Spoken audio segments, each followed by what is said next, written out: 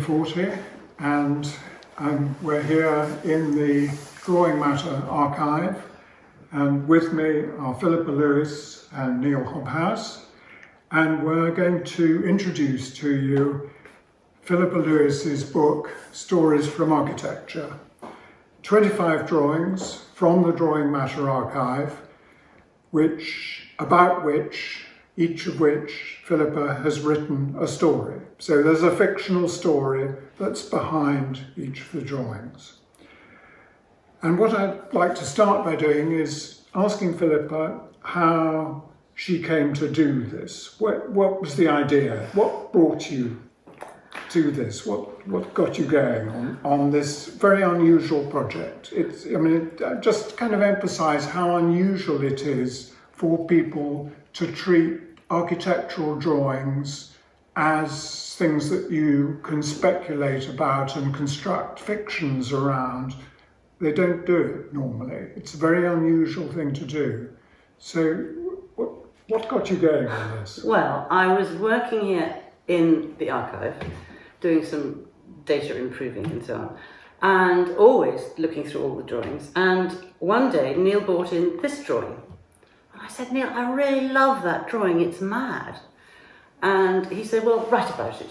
So I was, as it happened at the time, also doing a fiction writing evening class for fun, because I'd always written non-fiction.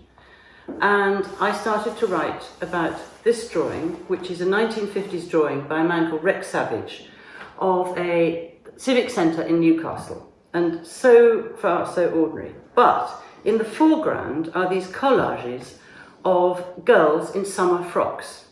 And because I was young in the 1950s, I remember these summer frocks. They were horrocksies and worn by everyone's mothers.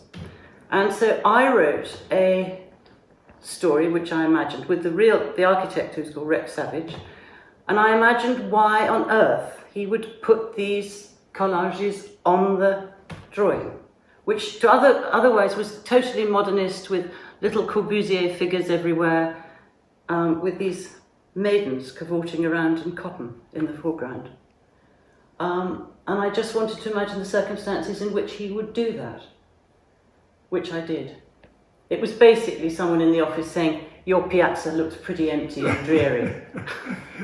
But then out of that, you constructed this whole story of how the assistant who was doing the drawing came to get hold of these girls in Horrocks' frocks, and it becomes a whole fantasy. It does become a fantasy. It's a fantasy of what's going on, what led to this, and that's the fun of these drawings. That we've got so much that we can go on, and then you take off and take us into this unknown, entirely plausible story about how the secretary in the office happened to see these pictures. Well, she went home. She was saving up for one. She was out of the typing pool. She got the money to buy one of these frocks, so she knew where they were, and she thought they'd do.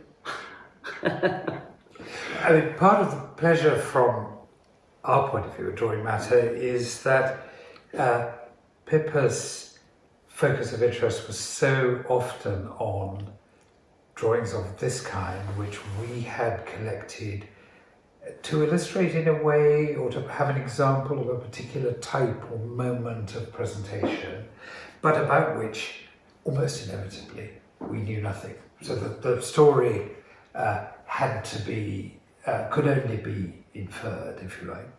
And of course we were reckoning without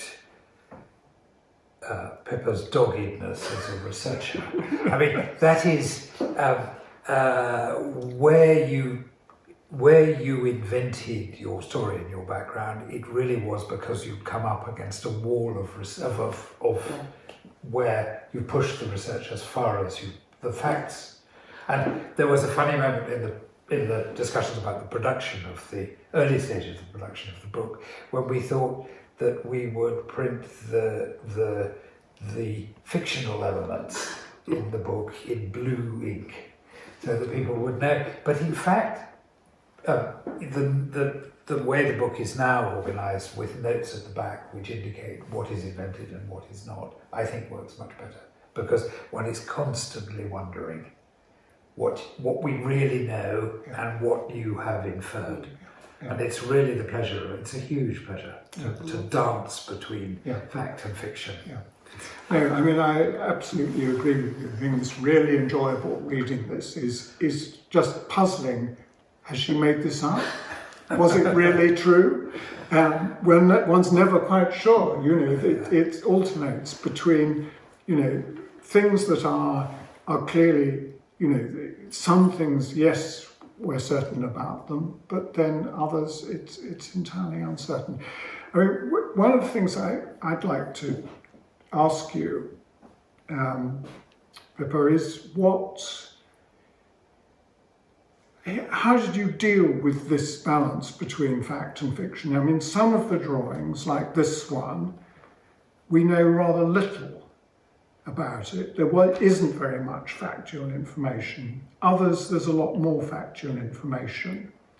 I mean, do you find it easier to write when rather little's known about it, or do you prefer to have ones where there was a lot more information? Well, the interesting thing is that I didn't know often in the beginning if I was going to find anything or not. I mean, that was the extraordinary thing. And I just picked out the pictures that just spoke to me in some bizarre way. I thought, oh, I love that drawing. That's so interesting, you know. And then you start to find out the stories. And for example, when we found that Mr. Tassies' house, I found out so much about him that I wouldn't even have invented that he'd won a lottery, and he'd won £15,000. Or we could move on and have him later. So I think it's the first thing is the appeal of the great appeal of the picture for whatever reason, and each reason was slightly different. I think they just spoke to me. What is possibly interesting is that I spent a lot of my life as a picture researcher and a picture editor, and therefore I always look at pictures thinking, what is that illustrating? What is that telling me about the time, the period, the time, the people in it? What's it telling me? And so I think I have a slightly reverse way of looking at images in any case. And perhaps worth saying that that's why your coming to help us with the catalogue was a kind of miracle. Yeah. Because the problem we were solving for us was that we were frustrated by the conventional cataloguing terms that have been formulated over centuries, and wanted to make the collection catalogue for more usable and accessible for people who were sometimes coming from slightly outside the discipline of architecture. So a social historian or an economist might actually wish to search the catalogue on completely different terms. You know, a plan and an elevation wouldn't be much help in that context.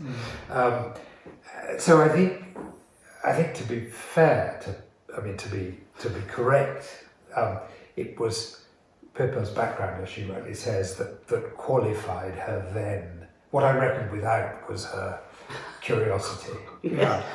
I think the other thing, just as a footnote, I'm not sure that the MIT press will be pleased when I say this, I think something that helped us both was that their interest in the project only came when we were halfway through. Because if actually Pippa had been imagining this as a book that was going to come out with an academic publisher, it would have been too constraining right at the beginning. Yeah. You never would have invented the genre. No. Yeah. And that was thrilling, actually. Yeah. Let's look at another one. Well, one of the things that struck me in the book is that you approached the drawings in different ways. So in some cases you thought about it in terms of the author, of what thoughts were going through the mind of the person who produced the drawing, as they were doing it. What did they want to say through it? What was happening? What were the circumstances of their life? And you construct these narratives around that. But then there are other drawings where you've done something rather different, which is, like, for example, this one. This is a drawing of the Chelsea-on-Sea development, and the story here is about not the person who produced the drawing, but the people who were planning the development. So the two developers who were behind this project, and they're just kind of figuring out what on earth they're going to do with this, how it's going to work. So you've shifted your viewpoint. Yes. The story comes from somewhere else. And I wondered if you wanted to say something about, how did you position yourself? How did you work out what sort of a story it was going to tell? This was huge fun because this wonderful, this mythical, very, very dreary development of Chelsea-on-Sea, not far from Brighton, with a lot of rather optimistic piers and a tram line straight to Chichester. And I went to Chichester Record Office just to see what they had. And by some miracle, some man in about 1920 had made 3 press-cutting albums about Chelsea-on-Sea. And what I discovered was there was a real NIMBY fury about this development. And what's more, that the 2 developers were, one was a Bradford wool merchant with a mill in Russia that was coming into trouble because it was the time of the revolution. And the other was a rather sort of helpless, kind of honourable Cyril Flower, who sort of dabbled in shares in Apollinaris water, fizzy water. And there was all these really virulent articles in the press saying, what the hell are they doing? Don't they realise it's not a good site? The sea's full of seaweed, no one's going to want to swim there. And they're really on edge because it's not going well. So I imagined a dialogue between the 2 developers saying, oh God, what are we going to do? And one of them's trying to be calm and say, it'll be all right in the end. Look, we've got some good... The Daily Mail's been very kind to us. But that was really fun to do. And it never happened. And were there also objections to, or perhaps not directly voiced, to the kind of people who would buy a house like this or want to live in this sort of very managed world? Well, yes, possibly. I mean, there's certainly the fishermen. The business of the seaweed sounds like a bit of a pretext. yes. Certainly the fishermen were very miffed because the developers cleared off all their nets off some very crucial bit of beach. And the other thing was that there was quite a lot of development going on at the time, which was bungalow, sort of rather rough kind of ad hoc housing.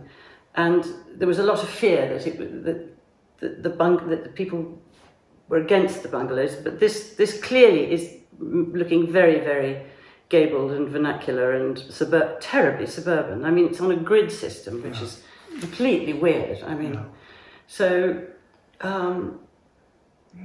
Yes, what led you to buy this drawing? Why is this drawing in the collection? I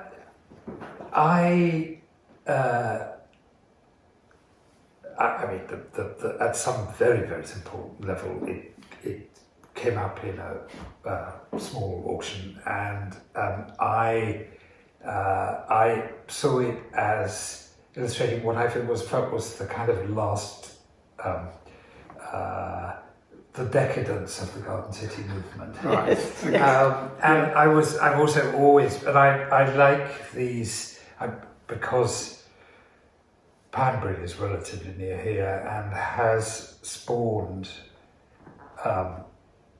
almost endless terrible imitations of Panbury. I mean, you can like Panbury or not like Panbury, but what you cannot like at all are the feeble efforts to imitate it that are plastered across the whole of southwest England. And this seemed to me rather a similar story. Yeah. That was, I mean, Yes. so we weren't so far Yeah. apart. in this But case. without knowing anything of the backstory. Or No. I thought, in a way, there must be a backstory there. Yeah. And that in the way in which we work, somebody would come along and respond to it in the context of an exhibition proposal or a piece of research. That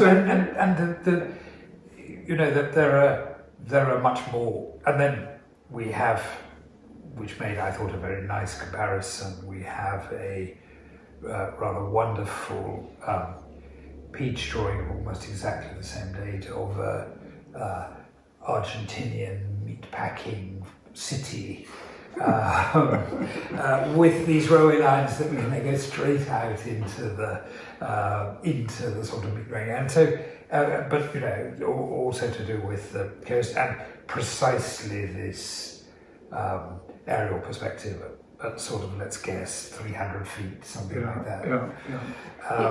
The extraordinary thing is that the architect of this, Bedo Rees, actually made Robina Garden City outside Cardiff. There you go. And that was fine. And that was why he was brought onto the job. Well, no, I can't remember the dates. Could be, yes. Anyway. Okay. Well, and just to take another perspective, when you write about this rather wonderful roof scheme with the gold stars and so on in it, this is the roof of a chapel somewhere in Sussex, yes. Late 19th century decorated chapel roof. What you wrote about this was not, the making of the drawing, nor any imagined conversation that might have gone on between the patron of the church or whatever, the architect.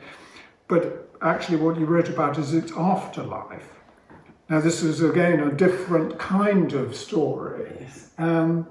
How did this one come to you? Well, this was irresistible. On the back of the frame, when Neil had bought it, it had a message saying to dear Tony, I think his name was, I'm giving you this drawing, which I think is much more useful than a pair of jeans. Love, Tom. And I thought, what on earth is going on there? How does this rather serious drawing relate to that? And then it came with this drawing of Colgate. So these were probably for the same thing. And I happen to know... And also in exchange for the pair of jeans. Yes, exactly. And I thought, well, I'll just trace the origins of Colgate Chapel and where the drawing would have ended up. And because the architect also commissioned some stained glass, the drawing then went to the stained glass maker, and the stained glass maker died, and then it was sold, I'm fairly sure, at Abbott and Holder, and bought by a man in South London, who gave it to his friend. Whose website was actually... Yes, and also, the thing is, you can find out who lives somewhere, The census will tell you, and the electoral roll will tell you exactly who lives where, when. And the only thing we don't know is whether Tony was happy not to have the jeans. I guess they were, maybe he sold them, yes, exactly. Well, yes, that much we do know. Yes, but it's just very fascinating to sort of just to see the history of a drawing, how it goes and and it's ended up in Somerset. Perfect. Yeah. Well, I mean, again, it's another sort of story, which in a way, any of these could have that. Absolutely. Absolutely. How did they get here? Yeah, completely. What's happened, from the moment they were produced until afterward, until now. Yeah. No, that's great. Yeah, that's good. This one's an unusual one. This is a little drawing of a wall with some figures in front of it, which in a way is one of the most baffling drawings in the whole book. What on earth is going on? But made the cover of the book. And it's on the cover. Yes, so And it was quite early in the sequence. Yes, it was quite early in the sequence. I was sort of reluctant to write about it, but the point is it's the wall of the Smallpox hospital in London, near Sadler's Wells. And so what I did was I looked up in the wonderful Survey of London, which gives you a very, very precise history of the area and of the land. And I then sort of thought, well, why would someone draw a wall to a smallpox hospital? So I invented a slightly soppy sort of story about a rather lovelorn young amateur artist drawing this wall because his girlfriend had, well, always not his girlfriend, not called that, had died of smallpox, and he wanted to draw the trees which she saw as she died.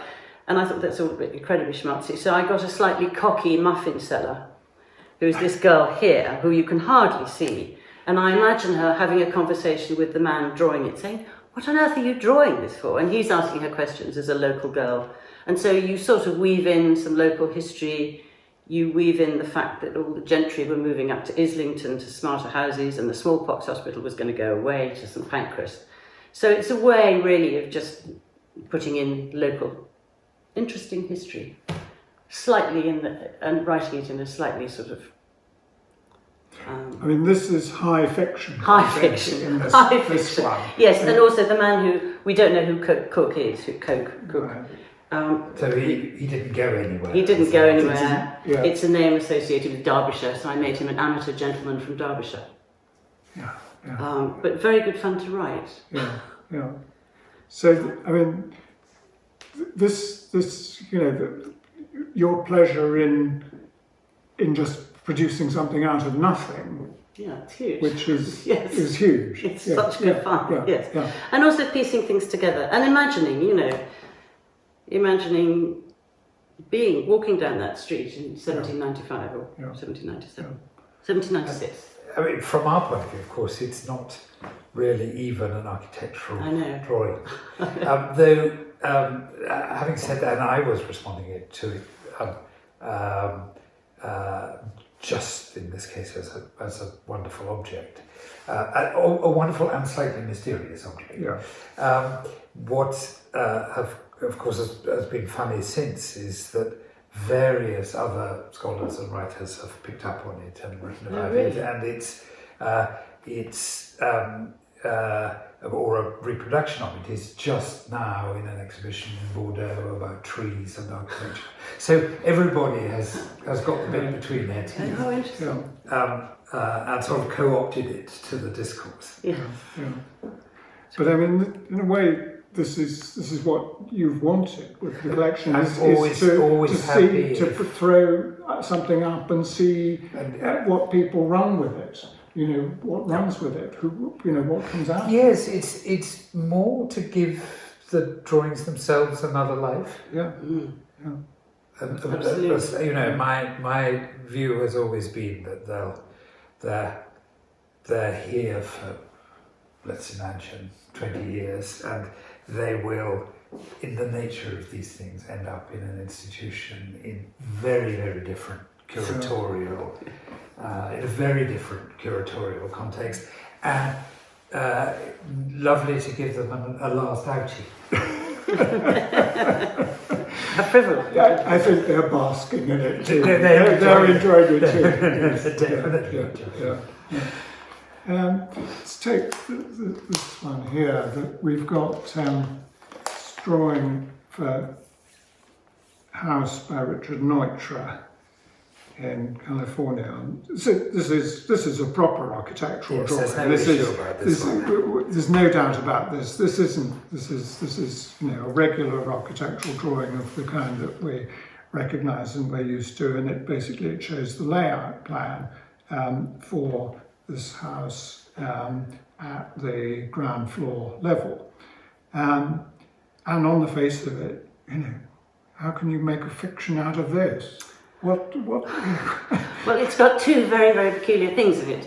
It's got a very large space which says dogs, and it's got a very large space that says Rolls Garage, and that sort of intrigued me. So I read two Raymond Chandlers very, very speedily, and then I wrote an imaginary telephone conversation between Neutsch's assistant and Joseph. It was for Joseph von Sternberg, the film director, who had recently come to Hollywood. And I tried to. He was saying, "So how big is the Rolls, and what are the dogs?" You know, he was that. So that was the conversation. I mean, the Rolls is really interesting because you realise what a status. It made me realise what a status they were in Hollywood at the time, and Joseph von Sternberg, when Marlene Dietrich arrived in Hollywood from Berlin, she was met by Joseph Sternberg with a forest green Rolls Royce as her sort of arrival present, which just sort of made you sort of sense that this Rolls garage was something he really cared about, I think. Well, and there's this very odd adjustment in the drawing where the door line of where the garage is has had to be extended because presumably the Rolls was bigger, longer than any other car that was then on the roads in California. And, you know, damn it, they somehow got to figure out how to fit it in. Yes. I mean, which is, you know, so you had this very nice exchange about, you know, what exactly are the dimensions of a Rolls Royce. Yes, exactly. There's also a very nice, I remember thinking when we bought it, there's a lovely tension between the assumptions we all make about California modern and its somehow this democratic world, democratic and informal world, Neutsch's left-wing politics. Suddenly there's a Rolls garage, there's servant A and servant B, and you know, a music room Yeah. Because actually, it's not a big house. And it was the one that Ayn Rand bought. It was the one that Ayn Rand. And wrote Fountainhead in, or from, I think. Yeah. Really? That's which is a sort of little end note. With or without a Rolls Royce? Probably not, I think. No, that's wonderful. Okay. Now this is this big one here. Let's have a look at This one. This is again a rather different sort of drawing. This is, you know, this is a presentation drawing. Just shuffle it to the top. For a department store, for Barker's in Kensington, and you know, this is a particular, you know, kind of drawing. It's produced by a professional perspectivist, and your story about this, again, it's not about the person producing the drawing. It's not about a client relationship. How did you hit upon the story for this one? Well, I've got a great weakness for department stores and the whole idea of the department store. And one of the great things about them was that they allowed women to go into a wonderful, luxurious place, use the toilet, have their hair done, buy a book, buy new chair covers, silver, clothes, furs, everything. So this also wasn't built, which was interesting, and it's because it's fantastically elaborate and very sort of French, and it's actually done by a Frenchman, which is slightly mysterious, though I've come up with a possible reason. So I imagined the wife of the chairman being a bit bored one day and just going to the department store, having a wander around, having a look about it, slightly critically about it, because she thought it wasn't as good as Selfridges, which was certainly true, because Selfridges was the brand leader at that point and had done everything. And Kensington is all a bit stuffier. And so what I really wanted to express was what it was like, what a department store meant to women in the 1920s. And also, then this wasn't built and became hopelessly dated. But also, it had various aspects of which she then goes and talks to she goes and talks to her husband and meets the architect. And she's very impressed by the big windows, and also the thing which French department stores had at that time. They all had entrances on the corners, so it was very easy to go into them. And she's You noticed. caught the traffic from two streets. Yes, and she's noticing that, and she's admiring it and pointing things out, which it's just sort of information by stealth, really. I think. How much research did you find yourself doing Oh, on quite a a drawing lot. like this? Yes, I know exactly where he lived. Where I mean, I discovered that the history of the store, because they were, of course, they started much earlier, and Mr. Barker was buying up lots and lots of different properties in Kensington High Street, and so this was going to be the amalgam of everything and a very grand presentation. So the history of that Barker's comes into it, obviously. And also the fact that it was never built, because actually they were going to widen Kensington Church Street. Not Kensington Church Street, Kensington High Street. But so you research that. I then researched, something about the chairman, who was called Mr. Skinner, and what his, you can find someone on the census, you know where they lived, you know how they lived, you know how many servants they had. It's extraordinary. And so I know that, in fact, he was knighted the year after this was done, as she was hoping, she was imagining a grand opening. I mean, you clearly enjoyed doing the research for these. Research is the most luxurious and delicious thing to do. But at what point did you decide that's enough? I've got enough. I can leave the facts behind. Let's move into fantasy. I was sort of quite happy to write short pieces, and they came out short, and then they just stopped. That was enough. I don't know the answer to that, really. It's just what I had and what I got. That sounds rather unclear, doesn't it? Yes, I mean, I think I could imagine stuff, because I know what a woman would have been eating in the restaurant. I knew, there's some stuff you just know, But while you were collecting the factual information, were you also constructing the story, a what if, maybe, etc.? Was that going on at the same time? Were you already? Yes, I think you grab hold of someone. I grabbed hold of Mrs. Skinner, the wife of the chairman, and I decided I'd do it from her point of view. Right. Because also it was the female point of view, and that's what I wanted. And that's the department store. Right. Okay. So, she became the lead character, and everyone else was sort of subservient. So, I mean, when you say that this is interesting that there's a lead character, you're already, with many of these drawings, thinking up a scenario with characters. Yes. You're placing them. Yes. You're giving them a role. I'm giving them people. And you're interested in the interrelations between them. Yes, and I probably don't pay enough attention to the architecture. Well, I'm listening to you. I'm amused because this is, in a way, the example where the drawing matter approach could not be more in contrast with. I mean, the first thing is that I agonise over the necessity, or whether we really need to buy any presentation drawings, because our instinct is that a working drawing or a sketch tells us much more about what the architect was thinking and so on. And I remember actually justifying it to myself by looking at the grey, downtrodden masses, the onlookers,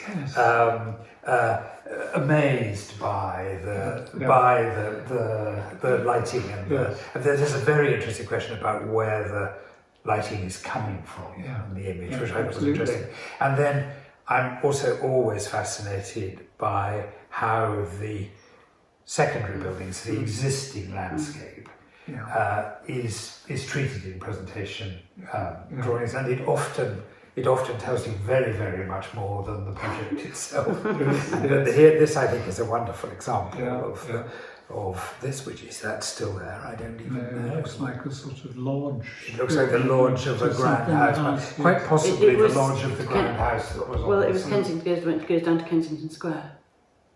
So, Right. Oh, so it's yeah, okay. could Well, be. so that could absolutely be. So this is the Barker's site. It's just not this scheme. I think it's the Bath. I did work it all out. So we're staying on the north side of Kensington High Street, somewhere near the junction with Kensington Yeah. Church Street. There's Mrs. Skinner, There's Mrs. Ah, so there she is. Skinner. With a very, very and fashionable she's just hat. She's just got out of her motor. Actually, I think she walked, but yes. Yeah, no, that's Well, I'm great. glad you've got somebody's presentation drawings because I think that they're so luscious well, and delicious. And they become much richer in your hand. And let me move this off the table. Yes, because let's see what. We've just got two more. I don't know what we're doing time. Yes. Okay. Pretty So contrasting. this is a very strange little drawing of a kitchen, It's an American drawing of a kitchen. And what do we know about this? We know nothing, do we? We know almost nothing. We do have an artist. It's P. P. O'Neill. O'Neill, Exactly. but who is P. O'Neill? Well, I wrote it all as a person working in the advertising department, having failed to become an architect in Macy's. And he's doing... and actually, I then thought, well, actually, why do I say it's Paddy? I made him Paddy O'Neill because it's Irish. And then I thought, gosh, he might have been Patty O'Neill. It might have been Patricia. Anyway, well, this was nothing. I just think it's a fascinating American kitchen.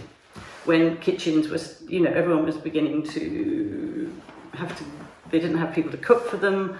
And I imagined just a girl in the shop was getting married and she wanted to have a new kitchen. And I'm fascinated by America in the 1950s, so I had a hugely enjoyable time talking about Formica and KitchenAids and instant meals and all this sort of thing. But then you created a motive for the drawing. Yes, I And did. the motive is to persuade her husband To be. that they need to spend some money Yeah. on improving their kitchen Exactly. in their, tiny flat. Well, you see, I think it's quite amateur. I mean, there's something quite amateur about the whole drawing. He's very good at drawing pans. very and good. spoons And and so to on. be fair, And glass he's is good. quite good at drawing chairs in Yes. strange perspectives. Yeah, Yes. yeah. I just thought there was something. So I pretended she'd got the guy from the art department because, of course, the art department in those days would have had masses of illustrators. Yeah. In those days, pre-photographic half-tone Yeah. advertisements There to are on the lots whole. of But stylish this things. this is thing that's so intriguing Yeah. about this Yeah. drawing is that we've got a bird's eye view, and there's a half-open door. We're Yeah. seeing it through this half-open door, and through a ceiling. that's and there been is a ceiling that's been wonderful. removed. This is a view that's impossible. Yes. But And- also probably the only view that an artist or a designer or an illustrator could do, which would show the whole of the Yeah. ensemble Yeah. in a way that would be intelligible to a lay person. Yes. So it's an escape from Yeah. plan and section. Yes. Desperate escape. And then little sort of close-ups of how she wanted the cupboards with the island and this curved unit, which is an absolute classic of its time. Yeah. Yeah. What is this on the wall? It's a I clock. think it's a clock. It's a clock. And then there's this very nice banquette Yeah. in the corner here. And the Red Kona plastic. coffee machine, Yes. the Kona coffee machine, Very well equipped. Yeah. and a KitchenAid mixer. Yeah. Yeah. So it's incredibly specifically of its cultural moment. I think, Yeah. I mean, in my story, she wants to really just do TV dinners all the time. And TV dinners had just come in then. And is the floor, in your imagining, tiling or No, it's or congealed. It's printed. It's It's a sort printed of, line. it's a sort of printed lino. I discovered an advertisement in Life, something called congealium, so I decided it was congealium. Yeah. Now, a conventional architectural historian faced with something like this could put together an inventory, of all the things and, give them a date maybe and so on, and we could identify them. But the story would stop there.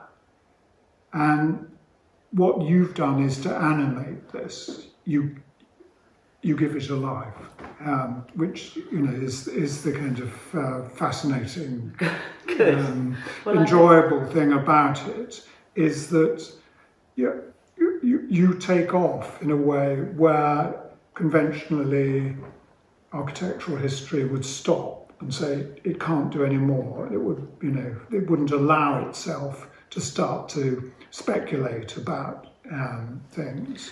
I mean, I think you can imagine what sort of person. I mean, Gloria Gigliotti is the woman, Gigliotti as it would be pronounced in New York, was my figure. And she was she was the hosiery buyer in Macy's. And her husband, Todd Streckle, was a lawyer. And you can imagine who would be living. This would have been an apartment. They'd have children and they'd move out to the suburbs. Yeah. I could sort of imagine it. Yeah. Rightly or wrongly. It's Mr. Blandings builds his castle. Yes. Yes, before he builds his castle. He builds his castle. He just lives in Upper West Side or Upper East Side, yes. Yeah, that's great. And then this one, which we mentioned earlier on, this is Mr. Tassies' house. And this is a very, routine 19th century drawing of an elevation of a house. And in a way, there's not a great deal that one can say about it in architectural terms. It's apparently a refacing, probably of an existing building. It's been given a balcony here and so on, and there's a rather fancy canopy over the balcony next door. What more can one do with this? So what happened here? Well, this was very simple. It says elevation of Mr. Tassies' house in Leicester Square. And Tassie was a name that I just knew I knew. And there was a James Tassie who in the 1760s devised a way of making fake Roman gems. A vitreous paste and he was also a great modeller. So he had a business producing these fake antique gems, of which he sold a load to Catherine the Great of Russia. And he also had a thing, he would model people in classical mode. And so they'd have little cameos of themselves. And this was big business. Well, he died and he left his business to this Mr. Tassie, who was James Tassie, his nephew. And I thought, okay, I've discovered all that. And then I discovered, to my astonishment, that James Tassie had bought a ticket for a massive lottery that was taking place at the time. When you went bankrupt in the 18th century, you quite often had a lottery. And you got people to buy tickets and then you give them all your stuff. But you also got a lot of money. The Adam brothers did it with the Delphi. And this man, this printer called Boydell, did it. He bought a lot of paintings. He had a sort of early museum of Shakespearean paintings. And Tassie won the lottery. He must have got, I worked out, he got sort of 20,000, which in 1804, the lottery was drawn, was loads of money. So what this is the renovations of his house, which he's done on lottery money. And I then discovered he wasn't going to live here, this was just going to be the shop henceforth. And he'd actually bought a house in Kensington, in Upper Phillimore, a new build in Kensington. A nice terrace called Upper Phillimore Gardens, I can't remember. So this is a story, I wouldn't have actually made that up. It's too fortuitous and extraordinary. Yeah. So just to sort of uncover these wonderful reasons for this happening, it's just so satisfactory. And yes, frustrating for you not to be able to invent anything. Yes. It's just a case where the fact is better than fiction. Truth is definitely stranger than fiction. Of course, what's fun is then the drawing. The drawing really does have another life at that point. Yeah. We know the context in which it was done, and we have to confront something for me surprising, which is that they were determined clearly to adapt 18th century terraced house as a business premises. Yeah. I mean, I agree this is in Leicester Square, but presumably these were residential houses still it's actually a very good story about how endlessly reusable the 18th century terraced house is. Yes. Completely. To be a commercial premises or flats or rooming houses or whatever. There was a nice thing, I actually found a letter he'd written, which he said to a bookseller in Glasgow. He said, "I'm terribly sorry I haven't been in touch. I've been really busy renovating my house." Which is sort of perfect. And he then said, "I've given up doing the modelling and I'm just concentrating on the gems and the shop on the ground floor." And he obviously had a sort of salon up here with everyone used to gather and gossip, apparently, including Byron, supposedly. So do we know what happened in the upper two stories? No, I imagine some housekeeper or something. I think we're coming to the end. So I think that's the last one that we got out. Okay, yeah. Well, I think we could probably stop there, but let's say how enjoyable it's been talking to both of you, and what a great book this is. Thank you. It's full of, these really wonderful stories that bring these drawings to life in a way that one would never otherwise have thought. And thank you, Neil, for having them. Listen, from my point of view, wonderful to be made to look even just this afternoon at all kinds of things that reward one for that kind of close examination. And that's actually what the book does. Yeah. It's really fantastic. Thank you. Thank you.